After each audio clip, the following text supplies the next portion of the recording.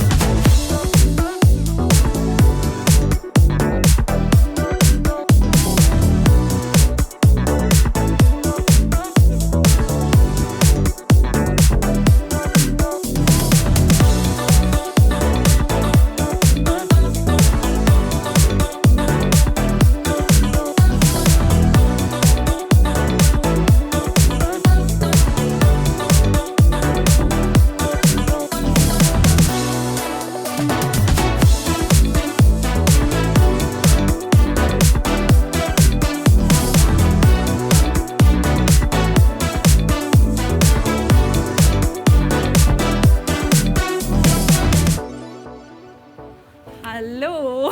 So, ich habe heute ja den Luis bei mir. Ja, ich hoffe, dir hat es auch so viel Spaß gemacht Absolut. wie mir. Und Absolut. wie gefällt es dir? Ja, absolut. Ich bin absolut vollkommen überwältigt im Grunde von dem Ergebnis. Ich hatte halt am Anfang immer die Sorge gehabt, dass das von den Übergängen irgendwie nicht ganz klappen würde, Ja. dass man das auf jeden Fall sehen würde. Aber es schmiegt sich einfach super an. Super.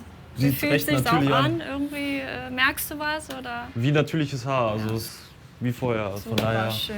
Es ist ja auch keine große Veränderung, aber manchmal ist es ein Gefühl einfach so, ne, was fehlt und was wir einfach optimiert haben. Ja. Und Frontsysteme kennt ihr ja eigentlich schon. Da blenden wir auch noch mal was ein, dass ihr euch das noch mal angucken könnt. Und dann ganz viel Spaß mit den anderen Videos. Bis zum nächsten Mal. Eure Thea und Luis.